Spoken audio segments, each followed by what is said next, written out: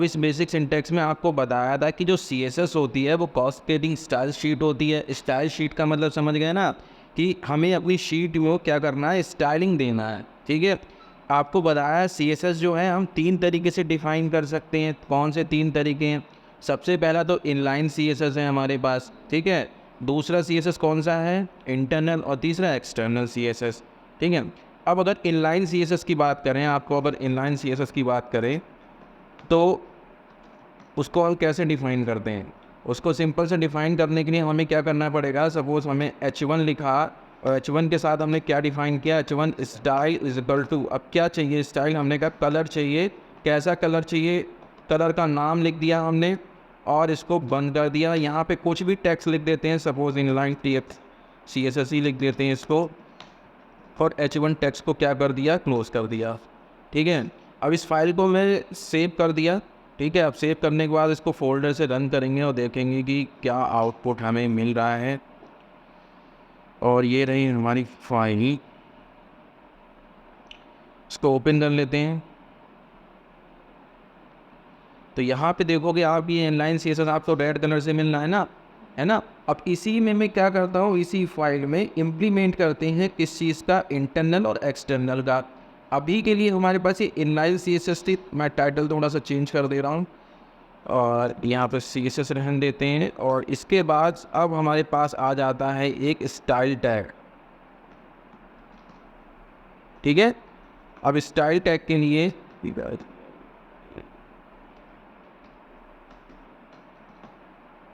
हमें style tag में इतनी डिफ़ाइन करनी है पूरी CSS। कौन सी वाली डिफ़ाइन करेंगे?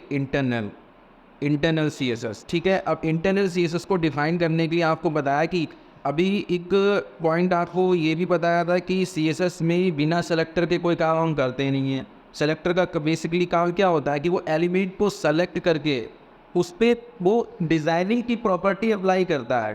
ठीक है, सपोज़ अभी के लिए यहाँ पे H1 लिखा हुआ है, कलर रेड है। ठीक है, मैं यहाँ पे कोई भी एक एलिमेंट ले लेता हूँ। एलिमेंट ले लिया मैंने, कर्ली ब्रैकेट ऑन के, ये डिफाइन करने का मेथड है, सिंटैक्स बोल सकते हैं। और ये एलिमेंट सेलेक्टर है, आपको जो सेलेक्टर बताए उसमें ये पहला एलिमेंट सेलेक्टर है। ठीक है, अब एलिमेंट सेलेक्टर में मैंने कहा पी मतलब जो हमने HTML पढ़ा पैराग्राफ होता है। ठीक है, पैराग्राफ हो जाए, कैसा हो जाए? या पैराग्राफ का फॉन्ट हो जाए, फॉन्ट साइज़ दे देते हैं पैराग्राफ का भाई कि 30 पिक्सल का फॉन्ट साइज हो जाए। कलर हो जाए, कैसा कलर हो जाए? कोई भी कलर का नाम दे देते हैं। ठीक है, आपको जो भी प्रॉपर्टी डिफाइन करनी है इसमें डिफाइन करो।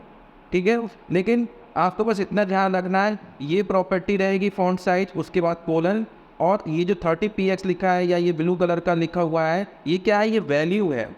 ये क्या है? ये वैल्यू है। और उसके बाद हमें सेमीकोलन लगाना होता है, तो जाके एक हमारी पूरी एक वैल्यू कंप्लीट होती है। अब इसको भी यहाँ पे क्या करेंगे? यहाँ पे हम सिंपल सा एक पैराग्राफ टैग लिया,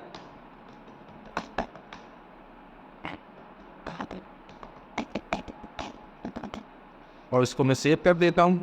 दोबारा से ब्राउज़र में पहुँचे और मैंने इसको रिफ्रेश किया तो देखिए दिस इज़ इंटरनल CSS आ गया। फॉन्ट साइज आपको जितना बढ़ाना है आप उतना बढ़ा सकते हैं। अभी के लिए 30 पिक्सल्स, मैंने इसको 300 पिक्सल कर दो तो आप देखोगे इसका फॉन्ट साइज कैसा हो गया ना बड़ा। हाँ, दिस इज़ इंटरनल CSS।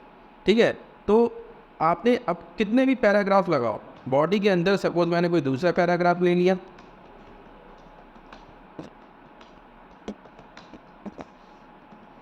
ठीक है, मैंने दूसरा पैराग्राफ ले लिया, वो ये देखो नीचे दूसरा पैराग्राफ भी उसी कलर में आ गया, उसी फॉन्ट में आ गया, है ना। ये इसीलिए हम डिफाइन करते कि हमें बार बार अगर एक ही चीज़ को अप्लाई करना है उस पर, और बैक पेज में हमारे कई बार उसको अप्लाई करना है, तो हमें एक ही बार उसकी डिज़ाइनिंग डिफाइन कर देनी है। एक ही बार डिफाइन कर देंगे, हमें बार बार उस कोड की लाइन को लिखने का टेंशन नहीं रहेगा। ठीक है, तो इन लाइन ये इंटरनल CSS का मतलब सही है। हाँ, बैकग्राउंड कलर भी आ जाएगा इसी में।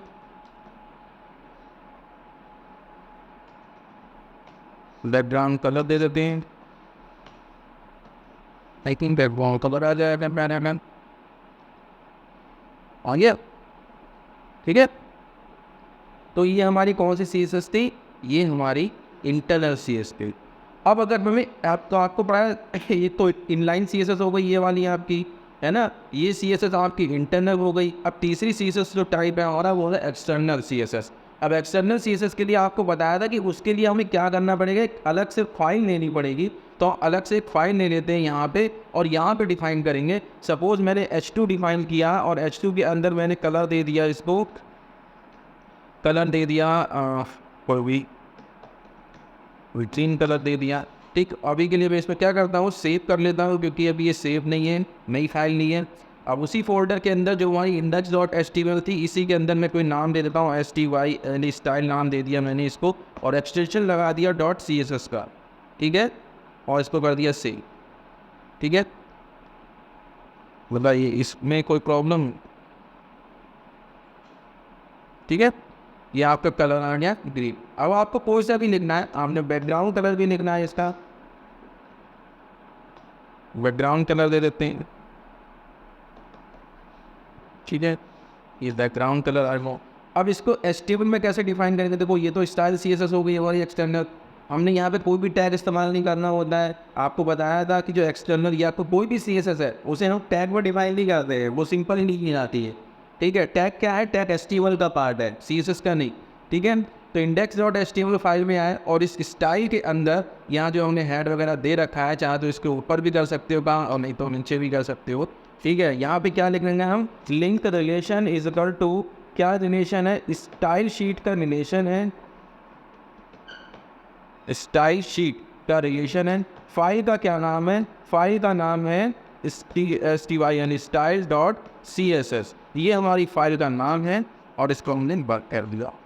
अब style.css है, लेकिन यहाँ पे हमें कौन से, अब हमने यहाँ पे क्या दिया था, H2 दिया था। अभी के लिए यहाँ पे कोई H2 नाम की प्रॉपर्टी नहीं है। ठीक है, तो हमने क्या करा, यहाँ पे एक H2 ले लेते हैं और दिस इज एक्सटर्नल CSS।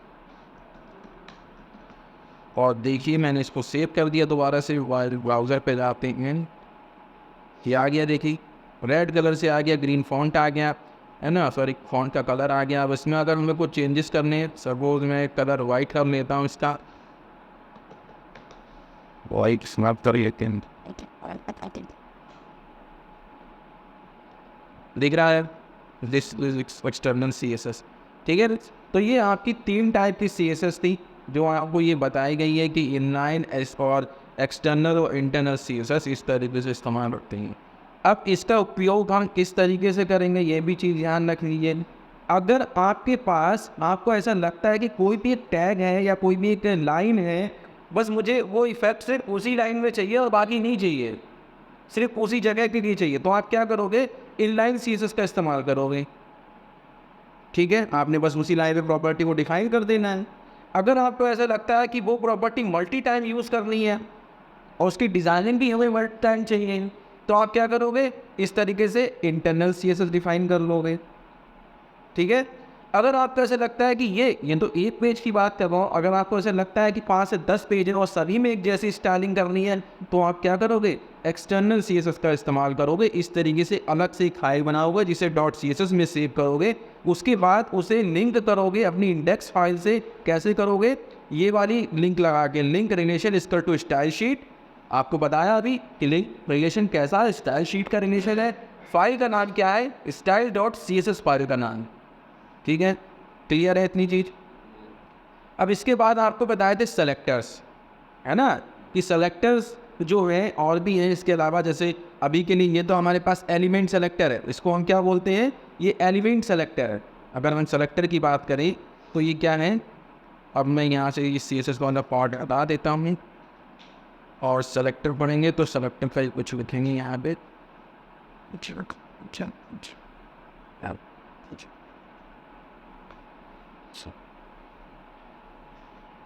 तो यहाँ पे अभी P बना हुआ है, P का मतलब P अभी बताया, ये एलिमेंट सेलेक्टर है। जितने भी HTML में आपके टैग हैं उनको अगर हम स्टाइल के अंदर डिफाइन कर रहे हैं तो वो क्या कहलाएंगे, वो एलिमेंट सेलेक्टर कहलाएंगे। ठीक है, अब एलिमेंट सेलेक्टर के लिए आपने सिर्फ, अब यहाँ पे P दे रखा है, आप कुछ भी दीजिए, डिप दो, इमेज दो, ING टैग लगाओ जो हमारा इमेज के लिए होता है ना, बोल्ड टैग है, टैग, आप कोई सा भी टैग इसमें डिफाइन कर सकते हो स्टाइल टैग के अंदर। ठीक है, अब पी के अंदर हमने क्या लिखा है, यहाँ पे नॉर्मल पी लिखा था, अभी आप देख ही रहे थे कि कैसा आ रहा था। इसको मैं डिफाइन कर देता हूँ, ELEMENT एलिमेंट SELECTO सेलेक्टर। ठीक है, अब आप देखोगे कि ये एलिमेंट सेलेक्टर आ रहा होगा, सिंपल सा आ रहा है एलिमेंट सेलेक्टर, है ना। और एलिमेंट सेलेक्टर मतलब सिंपल सा HTML का कोई भी टैग है उसको हमें एलिमेंट बना दिया तो वो एलिमेंट सेलेक्टर। आपको यहाँ पे कुछ डिफाइन नहीं करना, आपको नॉर्मल सा पी टैग लगाना है, उसके अंदर का मैटर लिखना है, पी टैग क्लोज कर देना है, या जो भी टैग है आपका। ठीक है, बस प्रॉपर्टी की जो हमने स्टाइल पर डिज़ाइन करना है वो आप यहाँ पर लिखते जाइए, वो एलिमेंट बन गई। ठीक है, इसी के बाद आता है कि यूनिवर्सल सेलेक्टर। अब यूनिवर्सल सेलेक्टर आपको बताया था कि इसको हम स्टार से डिफाइन करते हैं, या एस्ट्रिक का साइन इसे बोला जाता है। ठीक है, या इसको हमने डिफाइन कर दिया। अब यूनिवर्सल सेलेक्टर दैट्स मीन कि अगर आपने अपने बॉडी के अंदर जितने भी टैग लगाए हुए हैं वो कैसे हैं, उसके अंदर आपको सभी में ये प्रॉपर्टी इस्तेमाल करनी है। ठीक है, तो आप क्या करोगे, सभी टैगों में इस्तेमाल करनी है तो आपको यूनिवर्सल सेलेक्टर का इस्तेमाल करना पड़ेगा। देखिए, अब अभी मैंने क्या करा, मैंने कहा भाई जो स्टार है मतलब यूनिवर्सल सेलेक्टर, सबका फॉन्ट कैसा कर दो, 30 पिक्सल का कर दो, फॉन्ट का कलर कैसा कर दो, ब्लू कलर कर दो, अब बैकग्राउंड कलर कैसा कर दो, येलो कर दो। तो इसने क्या करा, बैकग्राउंड कलर पूरे यूनिवर्सल का येलो कर दिया, फॉन्ट का ब्लू कलर रखा। ठीक है, अब एक चीज़ है यहाँ पे CSS रेड कलर से इसका कलर चेंज नहीं हुआ। क्यों चेंज नहीं हुआ, क्योंकि आपको एक चीज़ ये भी बताई गई थी कि यूनिवर्सल सेलेक्टर में अगर आपने कोई इनलाइन CSS का इस्तेमाल कर रखा होगा तो उस पर यूनिवर्सल सेलेक्टर इफेक्ट नहीं करे। तो इसीलिए इस H1 स्टाइल कलर इनलाइन जो ये इनलाइन CSS है इस पे उस यूनिवर्सल सेलेक्टर ने कोई इफेक्ट नहीं डाला। ठीक है, तो ये यूनिवर्सल सेलेक्टर होता है जिसको हम एस्ट्रिक के सिंबल से या स्टार से डिफाइन करते हो। चीज़ क्लियर है इतनी, ठीक है। इसके बाद आपको बताया था ID सेलेक्टर, है ना। ID सेलेक्टर को हम किससे डिफाइन करते हैं, हैश टैग से डिफाइन करते हैं, और कोई भी एक नाम ले लेते हैं उस ID को डिफाइन करने के लिए। सपोज मैं यहाँ पे एक सॉफ्ट नाम का मैंने क्या ले लिया, एक ID बना ली। अब इस ID को हम यूज़ करना है, कैसे यूज़ करेंगे, तो यहाँ पे तो ये तो चलो कोई बात नहीं, पैराग्राफ में यूज़ कर लेते हैं। PID इज इक्वल टू, क्या नाम है ID का, सॉफ्ट, मैंने यही नाम लिखा है। अब ये स्पेलिंग चेक करना है आपको, देखो कैपिटल में एस है तो कैपिटल में ही एस बनाना है। ठीक है, ID इक्वल टू सॉफ्ट। तो अभी क्या करेगा, ID के अंदर मतलब जो हमने ID सेलेक्टर डिफाइन किया है उस सेलेक्टर के अंदर हमने ये जो प्रॉपर्टी है, ये अभी कुछ छोटी सी प्रॉपर्टी लिखी है, प्रॉपर्टी और भी ज़्यादा हो सकती है। ठीक है, तो इन प्रॉपर्टीज़ का हमने क्या करा, यहाँ पे फॉन्ट साइज है, कलर है, जो कि अभी तक हम करते हुए आ रहे हैं, चेंजेस नहीं कर रहे हैं, बस हमने ID में डिफाइन कर दिया इसे। तो क्या होगा, ये जो पैराग्राफ है जिसमें लिखा है ID सेलेक्टर, ठीक है, ID सेलेक्टर, तो ये ID सेलेक्टर को ही मतलब जो इसमें लिखा है पैराग्राफ उसी पे ये इफेक्ट डालेगा सॉफ्ट नाम का जो ID है। ठीक है, देख लेते हैं रन करके प्रोग्राम को, हो गया। अब फिर यूनिवर्सल सेलेक्टर को भी इफेक्ट नहीं डाला, सिर्फ किस पे करा, ID सेलेक्टर पे। ठीक है, तो ये ID है, ID यूनिक होती है, यहाँ आपको बताया गया था। ठीक है, अब इसी के बाद मैं इसी में ले लेता हूँ, चेंज नहीं कर रहा हूँ, इसी के नीचे ले लेता हूँ, और क्या कर लेते हैं, अगला हमारा जो है वो है क्लास सेलेक्टर, क्लास। और मैं यहाँ पे टेक्स्ट नाम की एक क्लास बना लेता हूँ, और इसके अंदर भी सेम प्रॉपर्टी रख लेते हैं या कुछ अलग डिफरेंट कर लेते हैं, वो प्रॉब्लम कॉपी पेस्ट कर लेते हैं इसको।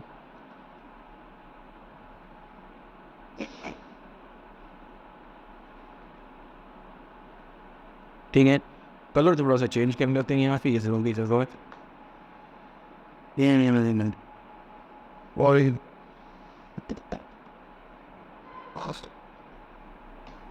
कुछ बढ़िया सा कलर कर लेंगे यहाँ पे। और अब हम इसका इस्तेमाल करेंगे अपनी बॉडी के अंदर। हमने एक और बहुत से पैराग्राफ ले रहा हूँ, तो S3 नाम का एक हेडिंग ले लिया हमने, और यहाँ पे लिख देते हैं कुछ, दिस इज क्लास सिलेक्शन, और S3 को बंद कर दिया। अब डिफाइन कैसे करेंगे, S3 क्लास, क्लास ही था वो, डॉट बनाए, आपको बताया था कि डॉट है, दैट्स मीन वहाँ पे तो स्टाइल में हम डॉट से रिप्रेजेंट करेंगे, बट यहाँ पे जब है बॉडी के अंदर लिखेंगे तो क्लास उसको बनाएंगे कि ये क्लास है। कौन सी क्लास है, टेक नाम की क्लास है। सेव कर दिया इसको, और रिफ्रेश करा आप देखिए, ठीक है। अब ये दिस इज क्लास सेलेक्टर जो आपका आ रहा है, जो प्रॉपर्टी मैंने क्लास के अंदर डिफाइन की थी। आईडी सेलेक्टर कहाँ पे है?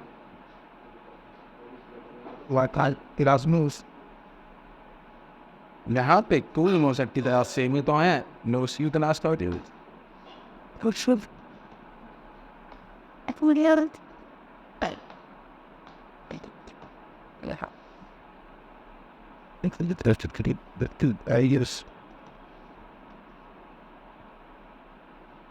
ये भी आपके देखो, अभी यहाँ पे क्लास सेलेक्टर में अब ये आया नहीं, क्यों नहीं आया?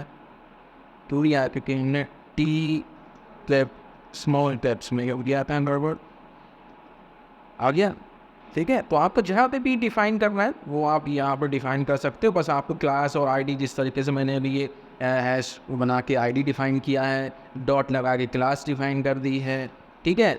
तो ये आपके कितने सेलेक्टर हो गए? टोटल 4 सेलेक्टर हो गए। कौन कौन से हो गए? एलिमेंट सेलेक्टर हो गया नंबर 1, दूसरा यूनिवर्सल सेलेक्टर हो गया, तीसरा आईडी सेलेक्टर हो गया, चौथा क्लास सेलेक्टर हो गया, और अब हमारे पास बचा है ग्रुप सेलेक्टर, ठीक है। ग्रुप का मतलब ही है कि जो एलिमेंट हैं वो पर्टिकुलर ग्रुप में होंगे, ठीक है। तो मैंने कहा, क्या कहा भाई, मैंने कह दिया इससे कि जो पैराग्राफ है और भाई H4 हेडिंग है, ये कैसे हो जाए, इन सबका फॉन्ट जो रहे, फॉन्ट फैमिली नाम लिख लेते हैं, टाइम्स न्यू रोमन है या इनिशियल,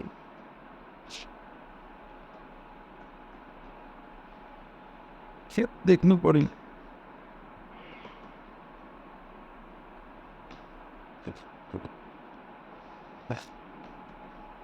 ठीक है। P और H4 ग्रुप बना दिए, इनका क्या रहे, चलो इसको भी ले लेते हैं, लिखा हुआ है यहाँ पे। तो ये 3 हमने दे रखे हैं एलिमेंट, पैराग्राफ, हेडिंग 4, हेडिंग 2, इनका फॉन्ट साइज 50 पिक्सल में होना चाहिए, ठीक है। और ये H2 सिंपल से लिखा हुआ है, और यहाँ पे हम क्या लिख देते हैं, ग्रुप, ये ग्रुप सेलेक्टर।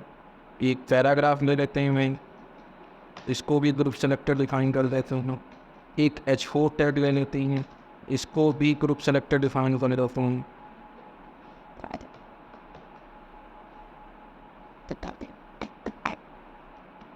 ठीक है।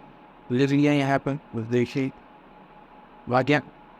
अब ये ग्रुप सेलेक्टर, ये ग्रुप, इसमें क्या डिफरेंस हो, इनका फॉन्ट साइज ही तो चेंज हुआ, लेकिन ये बताओ ये रेड कलर का क्यों आ गया है? ऐसा नहीं है, देखो H2 हमने कहीं पे और कुछ डिफाइन किया है क्या H2 पर? H2 में कलर नहीं दिया है, तो ये H2 में कलर कैसे आ गया है? H2 में कलर नहीं आना चाहिए, तो ये नहीं, H2 में कलर नहीं आना चाहिए।